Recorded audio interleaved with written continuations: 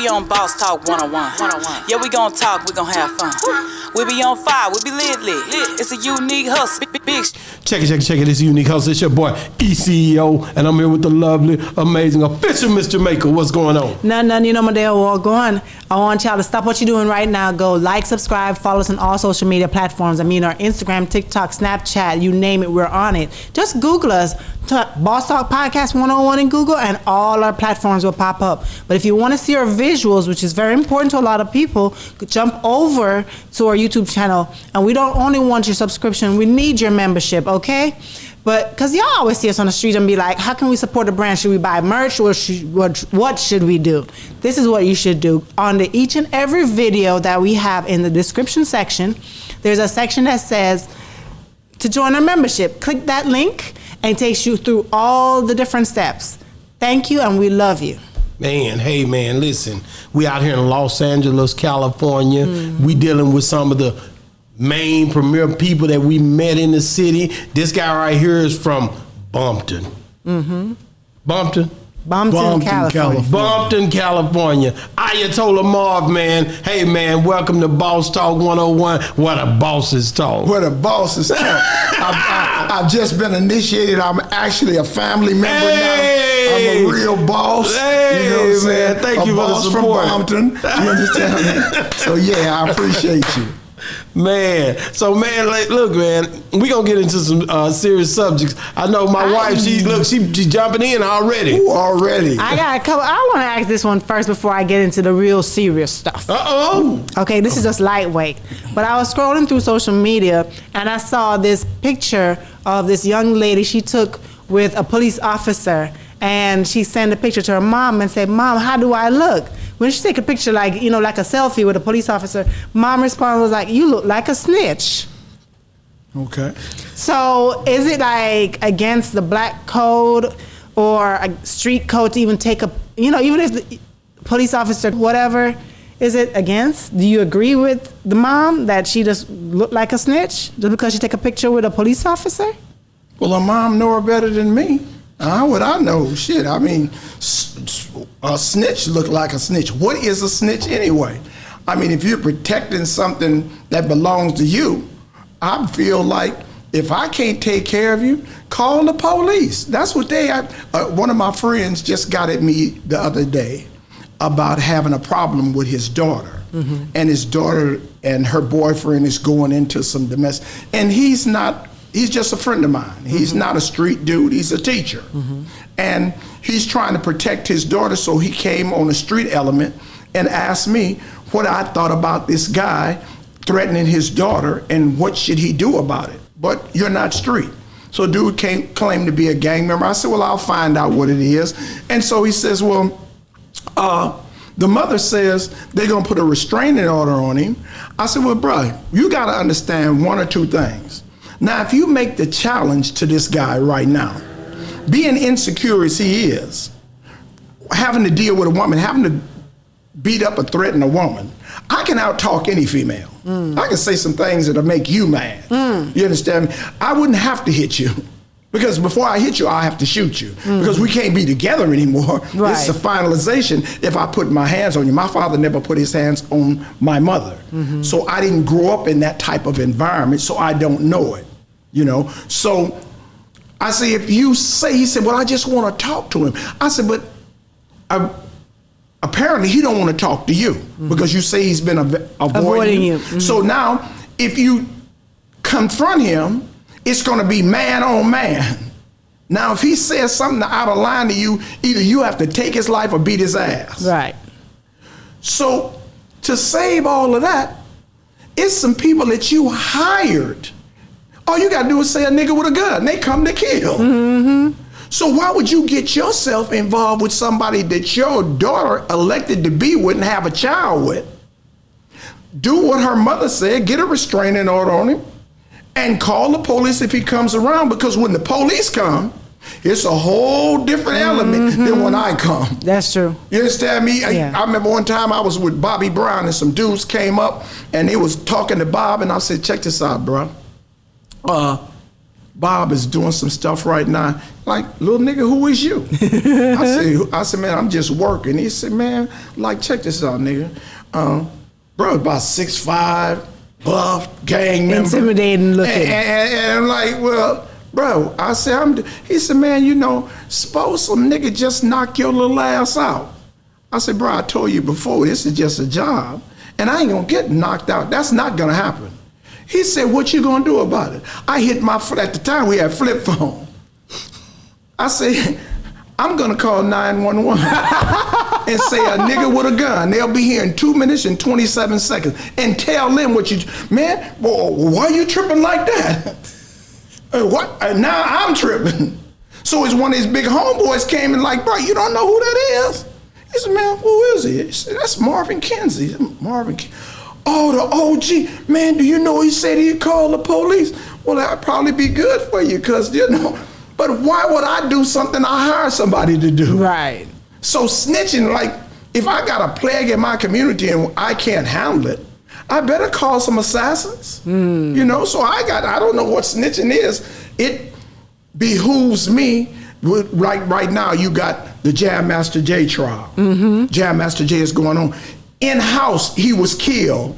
And all of this time, the people that knew who the killer was been holding it on a code of fear. Is that conducive to our community? You know what I'm saying? That this, now they're trying to use it as a drug. Who created the snitch code anyway? Who created that term? White people. They do it better than anybody else. Valachi is the first actual snitch on the Valachi papers. Wow. That snitched on the mob. He is the original snitch. Valachi. Never heard that. You never heard that? I didn't know that. I didn't know that. That's when people say you're doing a Valachi on me. I got it. He went to the Senate. He went to everybody on the 7 crime families. Wow. I want to say one. Okay, so another topic that I wanted to touch on. For some reason, I don't know why this has been coming across my timeline recently. It's like they're coming in more creative ways of transporting cocaine, right? I saw this one where they had cocaine in cement. Like they put like a cement ball around it. I seen that. And they transported it. And the only reason, I'm like, okay, how did they find out that that was in there? Because dogs can't smell that because it's covered by cement. It said because all the rocks that they made was all the same shape, and that's really just unheard of. It was just a round shape. Okay. And then I saw this other one yesterday where this woman had some little balls of cocaine under her wig, under her weave, like stitched in onto her. So they had to cut out her weave to get to the, because she had like a big hairstyle. Okay. And I'm like, dang, I've never seen these different ways. I'm like, people don't really just either you swallow it, it's there to pass it out, or I'm like. Well, that's, you know, Jesse James used to rob trains, but he don't do that anymore. So with innovation, and that's a little bit above my pay rate. I don't sell drugs, I rob banks. But you hear about it and you see. No, I don't. You heard about that shit. Don't try to make it. Don't get no crime partner with me. I ain't heard shit.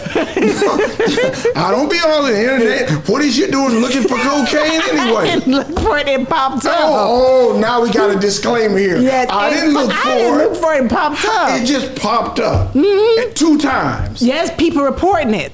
And you over here being Miss Crabtree looking at something. Yes, because I'm amazed by the different creative ways of how they're coming up with these things. You're interested in cocaine. I'm interested in a lot of stuff. Well, let's talk about a lot of stuff. Why are we talking about it? I'm just going down the line. In her hair, in the bricks, like you a brick masonry. Let's tell me what you really want to know. Just tell me what you really want to know. You crazy.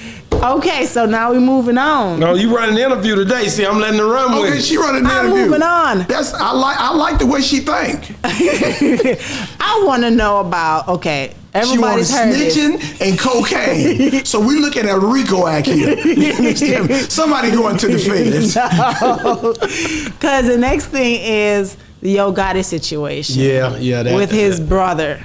Who was that? His brother passed away. You didn't hear about got that? killed. Okay, here's what happened. Okay. Yo Gotti went. They had somebody that was close to their family. They had a funeral down there in Memphis, Lately? Yes. Okay. Yo Gotti and his brother goes down there. When they go down there, you know, Young Dolphy got killed already a while back. The other rapper. Well, And a lot of people was allegedly feeling like Yo Gotti had something to do with it. When they went to the funeral, the brother comes out of the funeral, and when he comes out, he's gunned down, killed right there. Oh, shit.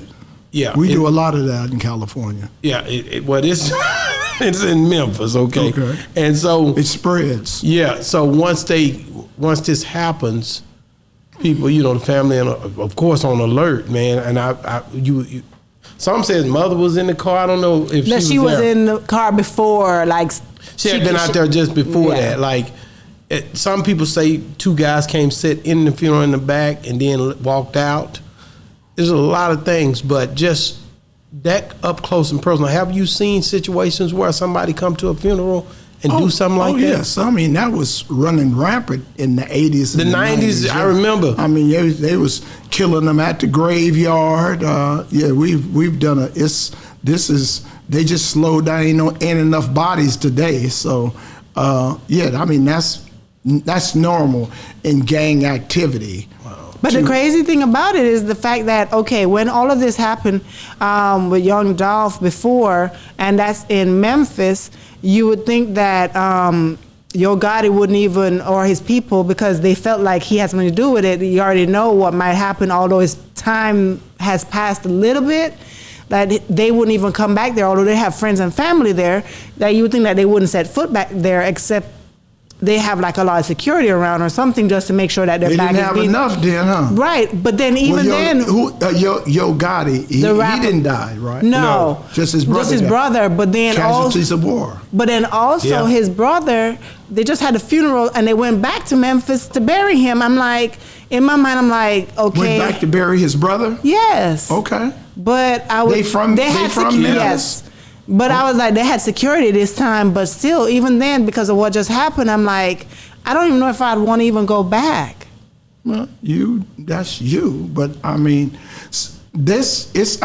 we do some foolish things. We just heard a white man on an interview talk about the rap world and gangster rap and how silly niggas really are. You know what I'm saying? So you can have, a false image of pride.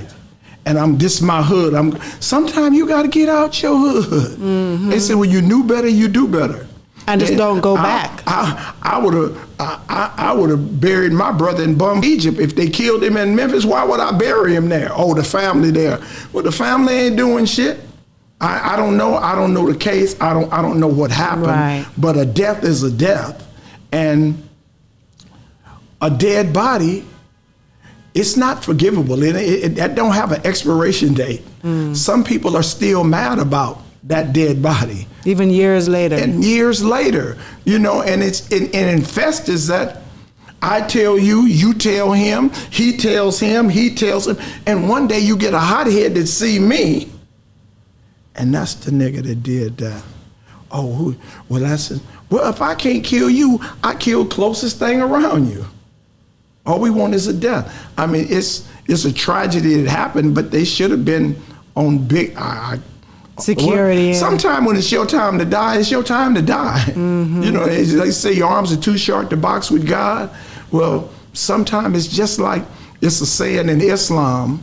It said that the death angel, he came to this town looking for so-and-so. And he was asking people about this guy, and the guy heard him. And when the guy heard the death angel, he ran to another town. And when he got to the other town, he ran right into the death angel. And the death said, "Oh, there you are." He said, "Oh, man." He said, "Well, you know what? I went over to your town looking for you, but you wasn't there, so I came over to get this guy. But now that you're here, I'll take you." Wow. But you mentioned that TikToker, that white guy who was talking about the rap music, and he was mentioning how because of hip hop, or not even just hip hop, he didn't say hip hop, he said gangster rap. Gangster rap has influenced the culture so much where it took out a lot of people, or whether they took them out or it incarcerated them because of the music. Do you agree with that? I agree. Totally. Well, okay. As Colonel Sanders was talking, he made the point of what good has gangster rap done for the black community.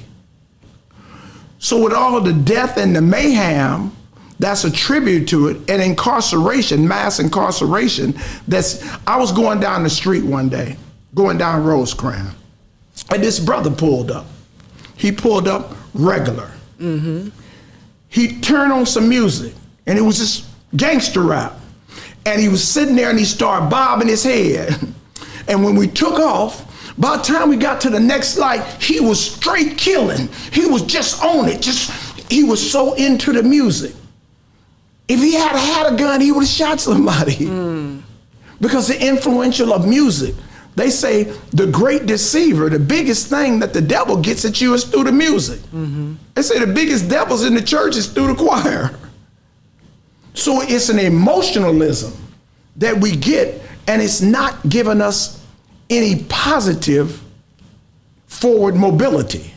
We're stuck in the same place with the same sagging pants, with the same sagging mentality. Nobody's okay.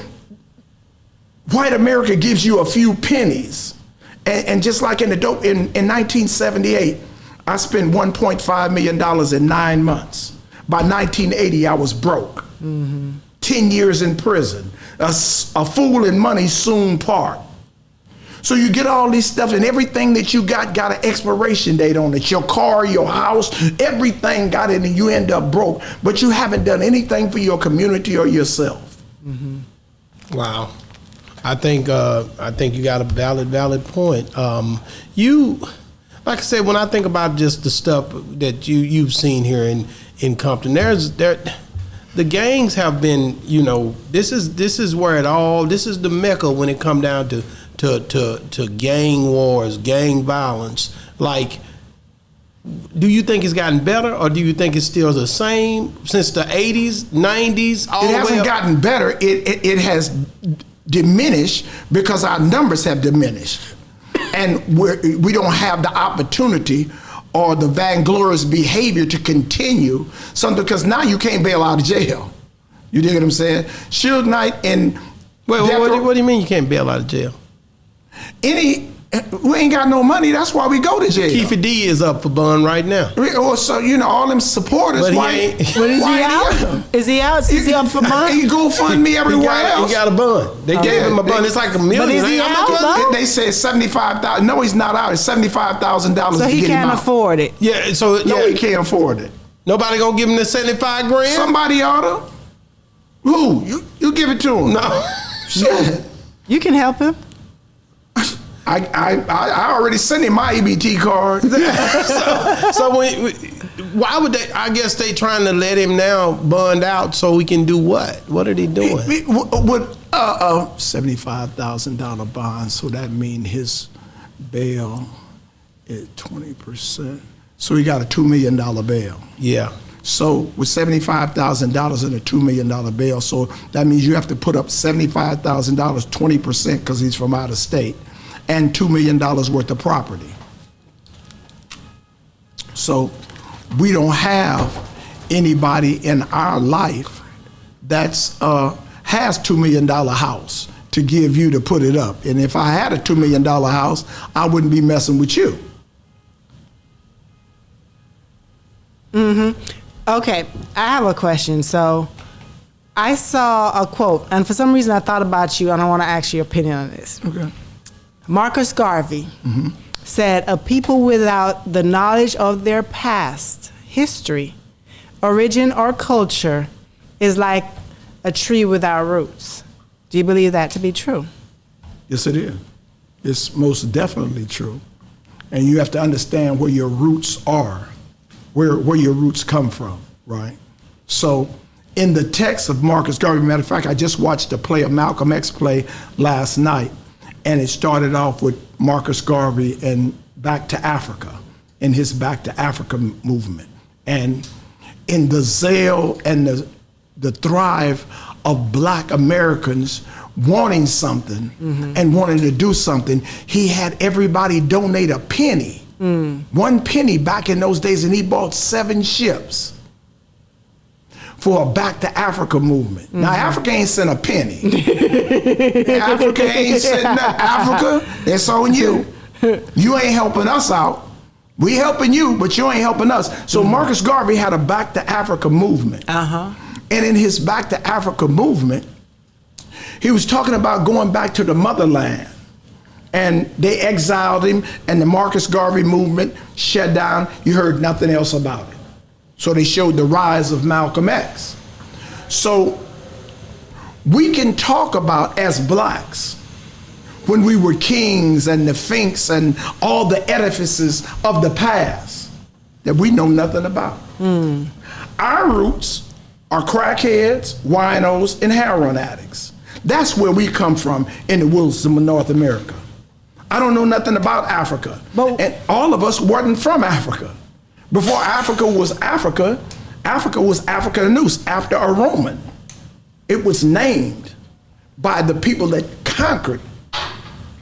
So blacks in America, we don't know where we come from. I'm from Compton. But what caused us to lose that? Where did that chain, where did the link got broken? Where did it happen? The link got broken. Why did our ancestors stop telling their children about, this is where your grandma came from, this is where your daddy came from, this is what our culture was?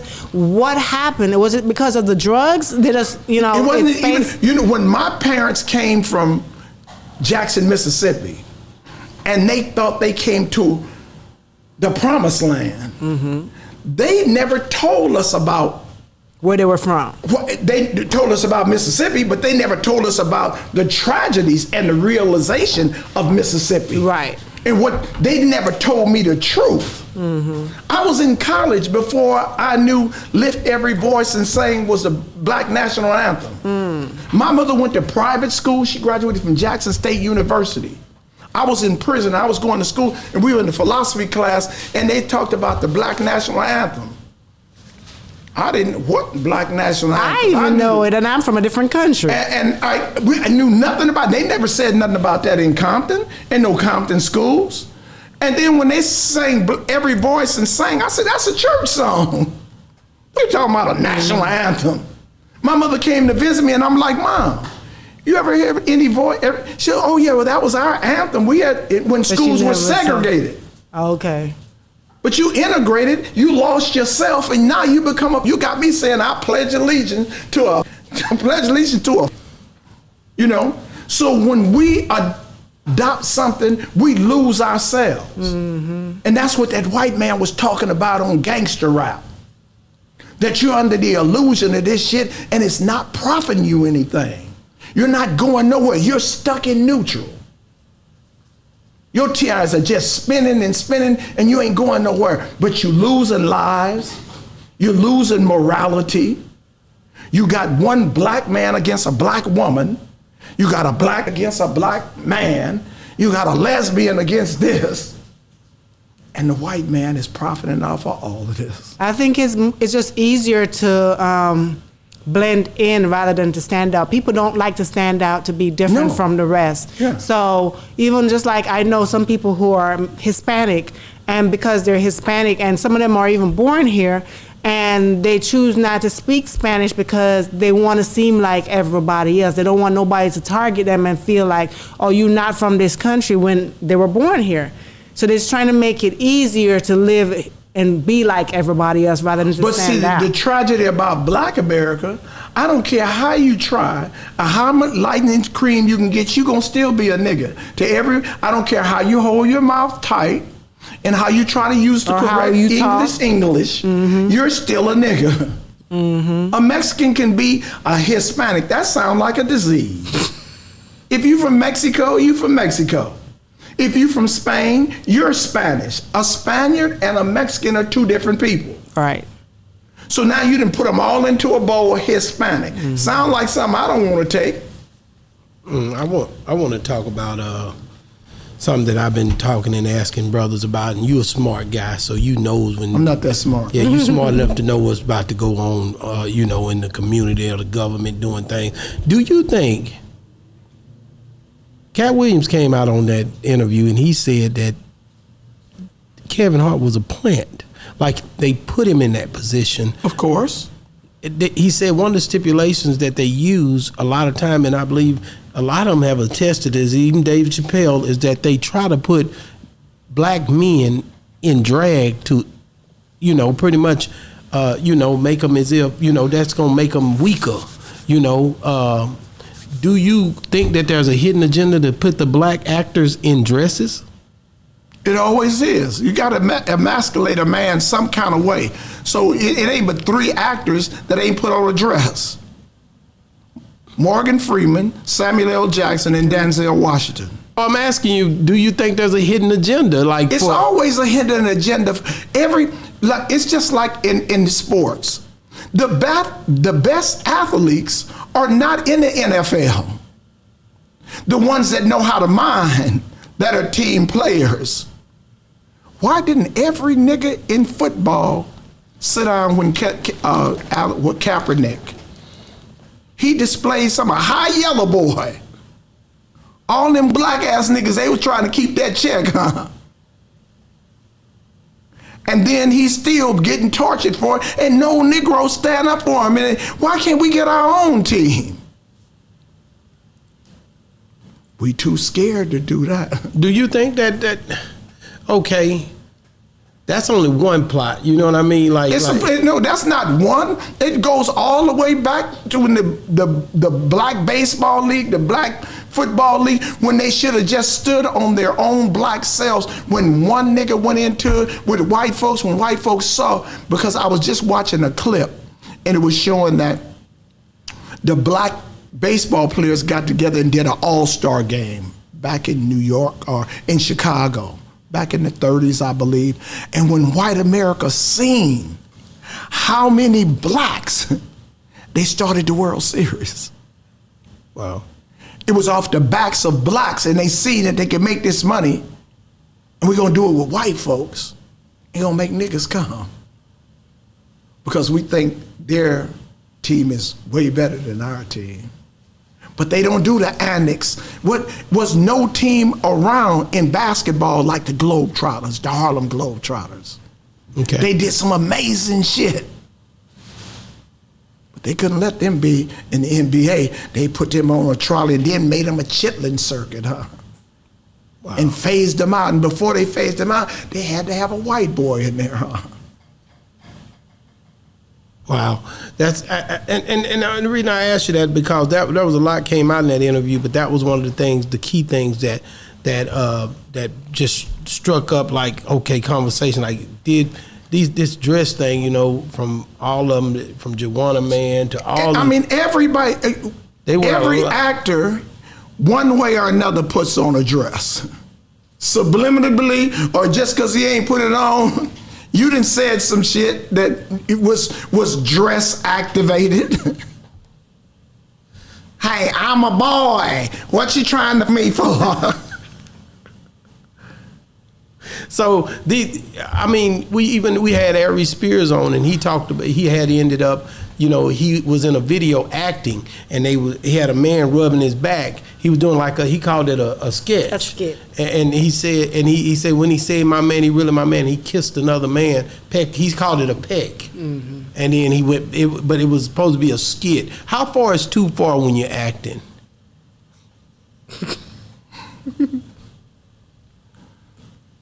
Somebody rubbing my back and we peck each other. Yeah, and he's not gay. He says not gay. Well, you happy as shit.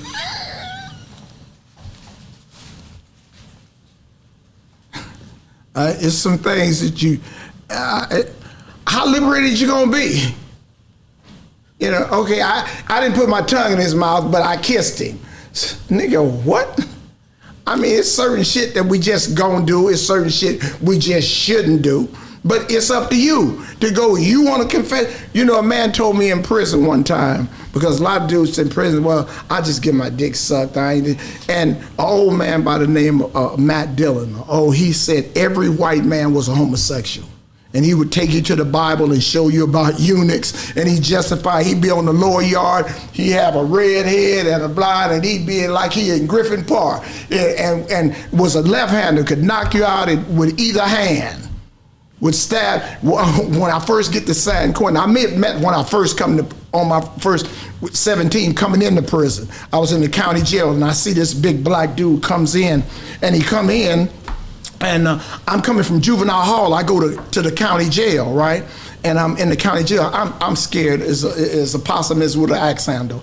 I don't know nothing about this grown shit. They brings this guy in. When they bring the guy in, I see the prison police got him. They unchain him, and when they unchain him, he got this red wristband on. I don't know nothing about this, so I'm standing in the cell. So a police got this wino and he's kicking him. And dude tells him, he say, man, go be kicking that man. The police turns around and say something to Matt. Matt knocks him out. Police start coming, and he about 6, I met him, he was 58 years old. He was 58 years old. He had a 53-inch chest, a 19-inch arm, and a 28-inch waist.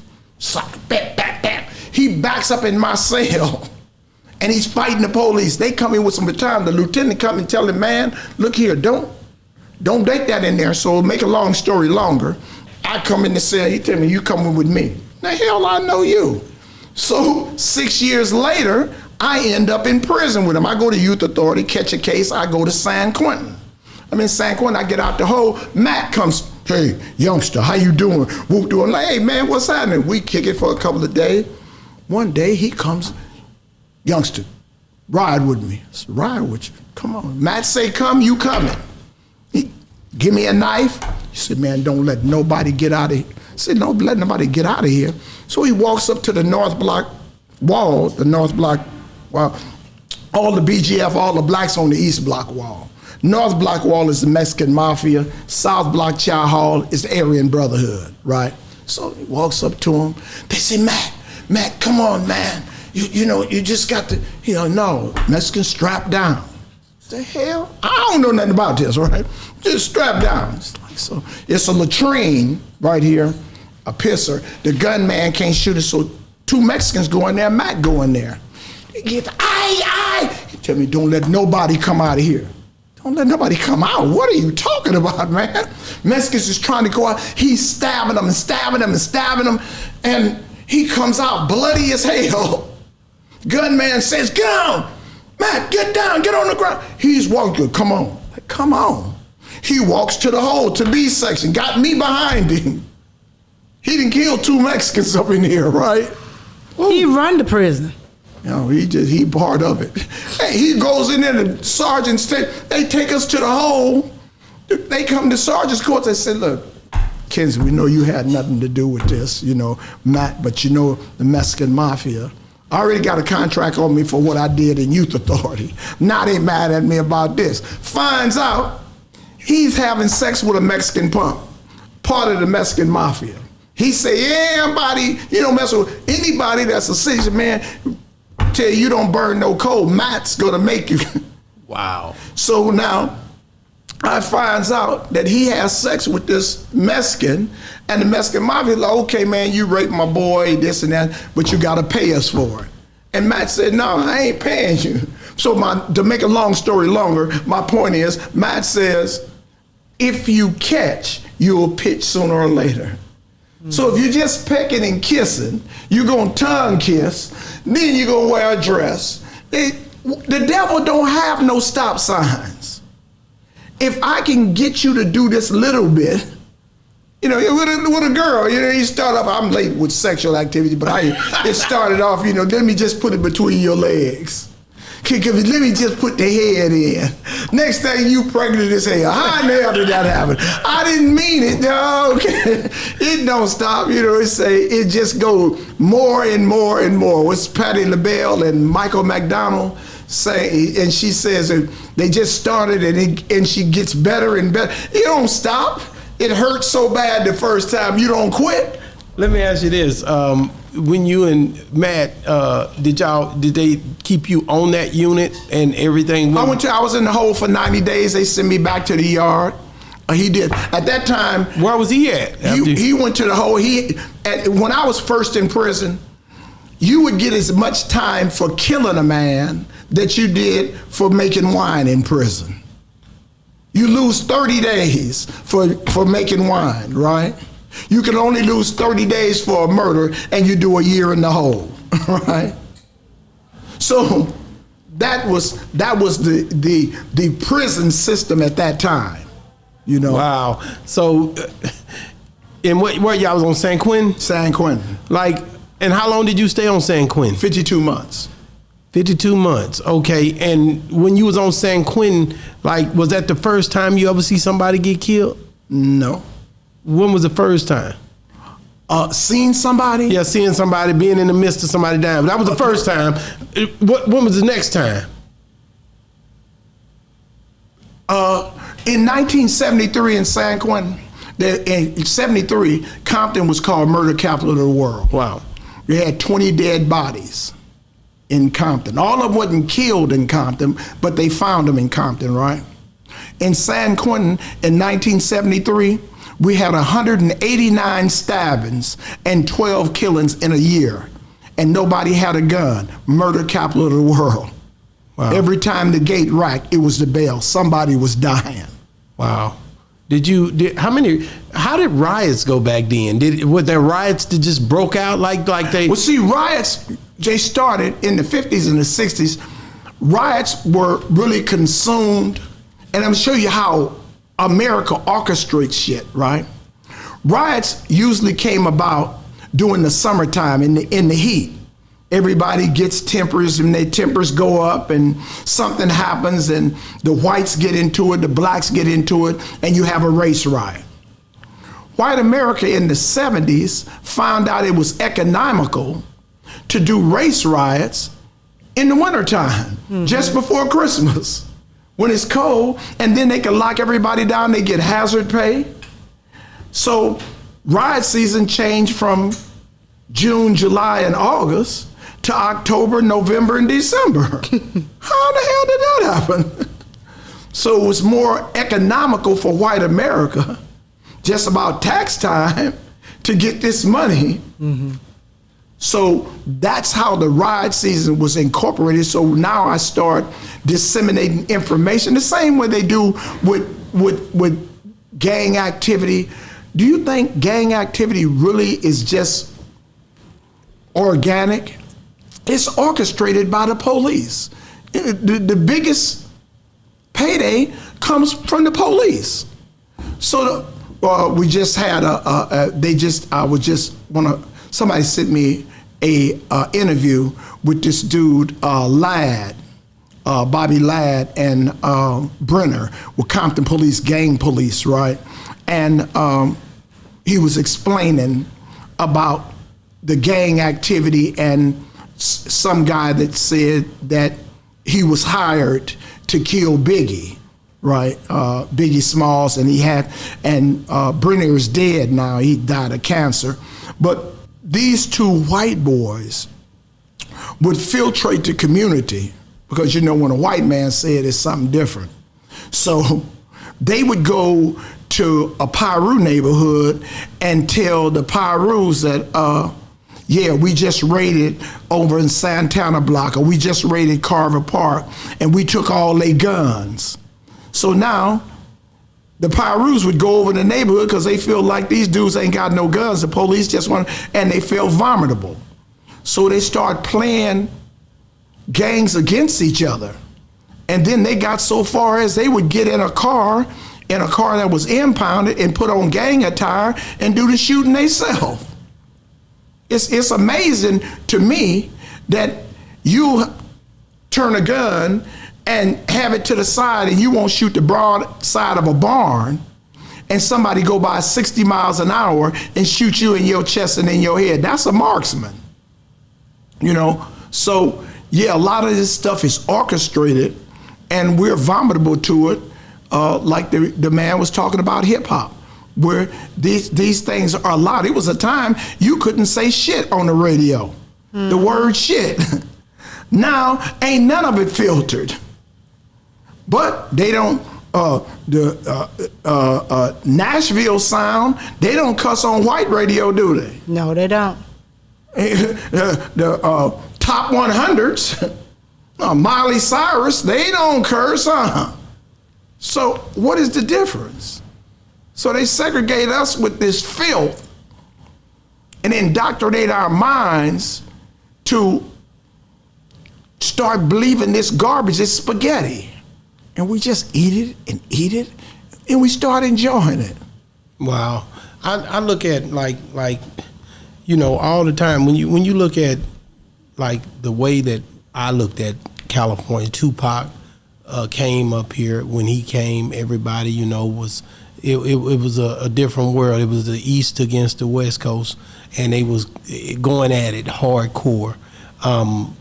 You was locked up during that time? Or no, I just got out in 95. What did you think about all that when you first come home? Because he came in 95 to Death Row. Like, what did you think about all that when you seen it coming home? You was a different Marv back then.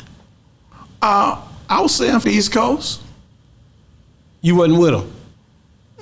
No, I'm from Compton. I mean, the hype that you bring on, and these dudes ain't done nothing to you. You know what I'm saying? And I ain't made a dime off of Death Row. I wasn't at Death Row. I was with the Nation of Islam. We was in NOI security. But I worked with Tupac on Gridlock. I worked on some shows that they did. We did the awards with them. I'm from Compton, so my allegiance is with Compton. I don't know Biggie. I don't know Puff Daddy. Puff Daddy. I know that Pac say they had him shot. Yeah. I wasn't there. So shit, okay. When did you first, was people like, what the energy was like, we don't go over there, we not rocking with them. A lot of chitter chatter, a lot of people talking about it at the time. I remember when this was going down. Tensions was high. I was going to New Jersey. You was going on the East Coast? Yeah. What you was going up there for? You weren't supposed to be up there when it's going down. Now you trying to get me to RICO. You okay. trying to indict me. But you was going to New Jersey? Like, why not? I'm a gangster. I'm not a rapper. What it got to do with me? I keep the crime rate up. So you didn't have no thoughts about it? A West Coast guy? Did you ever? You had to be running into certain East Coast guys when every day, and they basically wasn't no chatter. I'm not Tupac. I'm not Suge Knight. I'm the Ayatollah. I'm Marv. They say I got a whole different frame of friends. Ain't come out here and it ain't no sweat, but it's just like it's maybe a certain part of Dallas I can't deal with. I ain't gonna deal with no Dallas Crips out here. Melvin might, but it's a difference with me. I'm not in that environment. But when we're in that environment, it's not like I'm gonna go up and I'm sitting with Suge and all of them and I go up and shake Puffy's hand. That ain't my place. Wow. The same way with Snoop. Snoop is not a PIRU. He's a Crip from Long Beach, making money with PIRUs, right? So just like he said, well shit, y'all ain't got no love for Snoop? Like, man, I'm not into that. So that was the separation between him and Death Row. Nigga, I ain't taking no sides, I'm just an artist. Because that was when he went on that award show. Yeah, I'm supposed to be mad at him because y'all mad at him? I ain't got a dog in this fight. After that, he came out with a video kicking buildings down in New York. That video, New York, big city of dreams. Okay. Everything in New York ain't always what it seems. Okay. And he was kicking buildings down, and that was after he did what you just said. So okay. that made me think about that. Yeah. Okay. So he did that. Then when the shit got too hot, he went to No Limits. Went to the Dirty South. Yeah. He did. He got his shit together. Don't stop because you drop. So what do you think about him going and changing it up like that? He went. Let me tell you. You ever heard of a man called Elbridge Cleaver? Elbridge Cleaver is one of the original Black Panthers. Elbridge Cleaver, Huey Newton, and Bobby Seals. Eldridge did 14 years in San Quentin, came out, was a hell of a revolutionary. When the party starts breaking off, right? Eldridge went on the run. He went on the run, he went to Cuba. Went to Cuba with Fidel Castro with the doctrine of the revolution, right? When he went to Cuba with the doctrine of the revolution, they say he was over there like 90 days. And Fidel had an audience with him, says, well, Eldridge, you're here, the Black Panthers is the revolution in America, what are we gonna do? Eldridge said, man, what do you mean, what are we gonna do? He said, are they gonna send money, are they gonna send guns? I said, money and guns? He said, well, shit, we got niggas, so you just come over here to get in the way? So he goes to Libya with Muammar Gaddafi, goes over to Gaddafi, over here, it's a Muslim country. So he sends for his wife. He said, man, you just can't be around here hoeing around. You got to have a wife. So he sends for Kathleen. She high yellow with a big old natural. She said, I ain't covering up shit. The hell you talking about? I'm not doing none of this, right? So he goes to France. He stays in France. 1977, Eldridge turns himself in. All over the world. He turns himself in. Feds bring him back to San Diego to Camp Pendleton. He gets off the plane. He has some pants made out of the American, and he says there's no place like America. In 1994, they say Eldridge had changed and that he had defied the party. And on his deathbed, one of the guys out of Compton, Professor Armin Ross, was at his bedside, and he says that Eldridge said, Conrad, before he died, he said, Conrad, change is not treason, right? Change is not treason. Wow. So when Snoop went over and made a business decision, that's not treason. He made a business decision for his well-being in his life. Now he's the poster boy for California. Wow. Yeah, Snoop actually blew up. Like, Came up, followed, went in and gave Martha Stewart a hit of that joint and started working with Martha Stewart and liberating the world, And next thing you know, everybody, Snoop got death row. Why are you mad about it? If a white man had it, you wouldn't say shit. But no matter who has death row, you cannot negate the fact, whenever you hear death row, you hear Compton, California. You can't separate the two. When you hear death row, you think of Suge Knight. You can't separate the two. People talk about Malcolm X and how Malcolm and the Nation of Islam had Malcolm X killed. And you hear all this gossip. But when Malcolm X left the Nation of Islam, he changed his name to Malik El-Haj Shabazz. But nobody talks about Malik El-Haj Shabazz, huh? Because you wouldn't give a shit about him, huh? But the only way that you can have any notoriety is say Malcolm X with the Nation of Islam, huh? And the Nation of Islam is still functioning. You have no edifice of, it was Malcolm X foundations, they had them all, little cultural revolutionaries. It was everywhere in the 70s, and they diminished. You don't have nothing of them. So when people change, it's not treason. Wow. I want to ask you about the prison, like when you was in prison, the Black Panthers during that time, when they came to be, had to be going a lot of, they had to be in there. How was the interaction with the Black Panthers when you was? They wasn't in there. None of them. I mean, we had Chip, Romaine Fitzgerald, who passed out of Compton, Geronimo Pratt, but it was the Black Guerrilla family was the dominant force in California prisons. It wasn't political. It was guerrilla warfare. Wow. So I saw, of course, another post. Another post. She's a posting girl. She watched him post. Plies said, he said most black smart kids, especially young males, are ashamed to be smart nowadays. The knuckleheads have convinced and fooled them that anything looks or appears smart is officially lame. The ones that can block out the noise will be the ones who succeed. Do you agree with that statement? Wholeheartedly.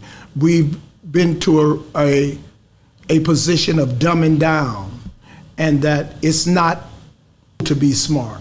It's not to be intelligent. You know, it's, you know, I'm in the hood. What in the is the hood? I had to tell a guy the other day, it was say, Marv, we still in the trenches. No, we ain't. You know what a trench is? It's a hole in the ground. Mm-hmm. In the Bible, it says, come to the thinking, repent. Repent is a reactionary to do something over. Pent is like a penthouse. Mm-hmm. Repent and come to the thinking of God. So you have it as you're supposed to be on bowing. He's coming to a higher elevation, like a penthouse. So why would you be in a trench? Mm. So I'm thinking, I'm repenting every day. My repentance is to get to higher ground. Mm-hmm. People, well, this old man, he's talking about gang. Gang activity is the next Democrats and Republicans of the future if we use black people right, use our kids right, to say the lack of knowledge is death. So instead of criticizing these kids, we have to reorientate their minds to them coming into the thinking of success. Not just sitting by with some old niggas holding your nuts in a park. It's other things in the world to do, but if you don't know, you just don't know.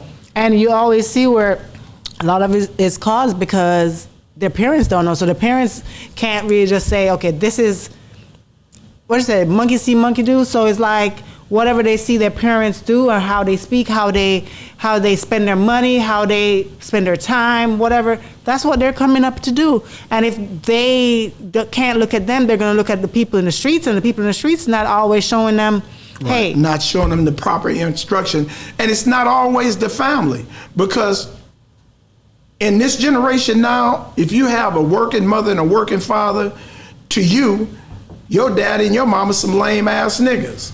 They don't know nothing about the street, you know. And then for us that know the street, still our children feel like they got to go somewhere else. Some of my children have been so misled by loser niggas on the street talking about your daddy used to be, man, your daddy was crazy as hell, and your daddy is 74 years old still hustling. Wow. That is not, I am the perfect epitome of a loser. I should be back somewhere with a young girl. Not young, not that. But I am the R. Kelly of the ghetto. I don't piss on people or nothing. Oh, wow. I'll steal your daughter.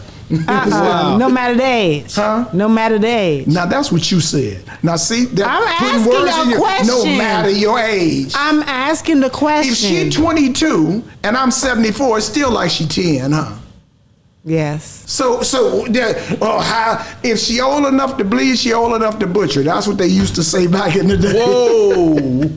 You dig what I'm saying? I've never heard that before. If we count what you ain't heard before, we have another Mount Everest. It's a gang of shit you ain't heard before. Y'all, I mean, times change though, man. Like people are very, very, sensitive. This is a sensitive culture. It's sensitive to a way of saying, but your actions don't speak of as a sensitivity, because you're still slinging children wholesalely. Kids are coming up missing with no, but you're talking about you can't say this and you can't say that. And if we was looking out for kids the way they say, we wouldn't have the population of missing children that we have today. So that's a contradiction. Wow. Oh, you got a point. Hell of a point.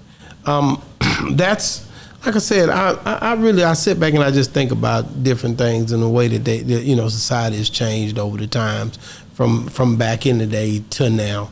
And it's a trip the way, you look at how, whether it be the school system, whether it be the jail system, whether it be the courthouse, all these different things have transcended. And but they had this one thing where they had the prison system and they married it to a school. I think it was a middle school. The the same. Same. They look the same. They're I'm not playing. in the hoods. In the hoods. It looks the same. Because now they're indoctrinating your schools so you'll have a smooth transition to prison. See, we just didn't grow up going to prison. From juvenile hall, you're programmed to go to prison. It's a step. You go to jail the first time. The first 3 days, you're so scared of being in jail, and then you get over it. Then you come back and they send you to juvenile hall. Then you have 7 days. Then you went from 7 days to 14 days. Then you went from 14 days to 30 days. Then they send you to camp. You go to camp for 4 months. Then you go to youth authority. You go to youth authority for a year. And that progressing, now you go to prison for 5 years, 10 years. But it's always, it's just like a fraternity. You meet the same people in the same place doing the same thing. So when you get on the street, you ain't even, like, shit, I ain't even comfortable here.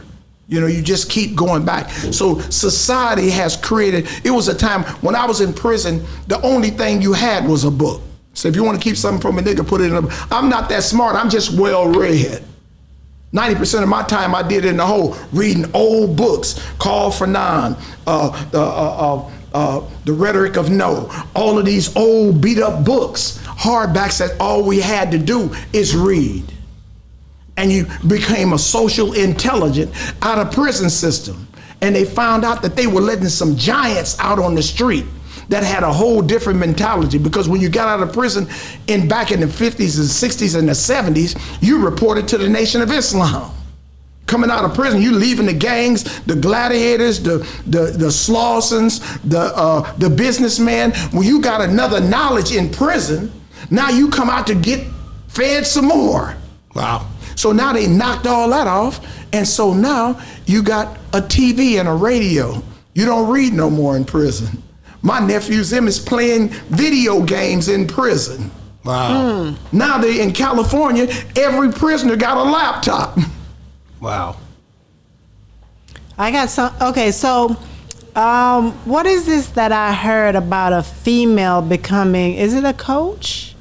The president of the Las Vegas Raiders. Her last name is Morgan. I think she's like 48 years old. She's a lawyer. She's never been into sports. Great job. I'm so proud of you. I'm so happy for you. What are you talking about? Why are you hating against a woman? Are you hating? Yes. Why are you hating against a man? Men have held those positions for years. What black man has ever been the president over an NBA team? I'll wait. I have to look. Well, look. You can Google it. So you mad because you said man. You didn't say black man at first. You said man. No, we talking about a black woman. Okay.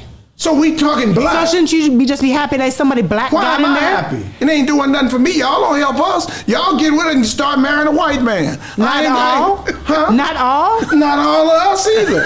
Everybody know where a dress is. So your point is what? It's just amazing to me that every time something happens and we're so blind to it. When Bill Cosby tried to buy a black channel in 1994, they killed his son. 1994. Amazingly, his son come up killed in Mulholland Drive. Then they gave a TV station to Oprah Winfrey. A slap in the face to a black man. You dig what I'm saying?